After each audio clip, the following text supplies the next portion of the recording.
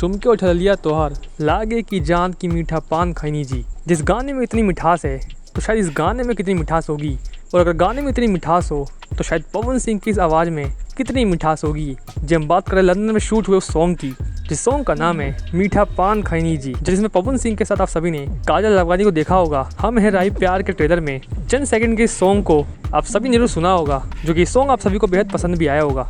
हालांकि अगर आप भी इस सॉन्ग का बेसब्री से इंतजार कर रहे हैं तो ज़्यादा इंतजार तो नहीं करना पड़ेगा आप सभी को, क्योंकि ऐसी खबर आ रही है कि इस फिल्म के प्रमोशन के लिए इस सॉन्ग को MP3 वर्जन में रिलीज किया जा सकता है। हालांकि हम है राही प्यार की फिल्म जल्दी आप सभी को देखने को मिलेगी और उस फिल्म में भी इस गाने को आप सभी पूरा सुन सकते हैं। हालांकि इस फिल्म में काजल लखवानी का कौन से रोल पे इस गाने को लेकर आए हैं, ये कहीं ना कहीं सस्पेंस है जो आप सभी को हम है राही प्यार की फिल्म में देखने और समझने का मौका मिलेगा।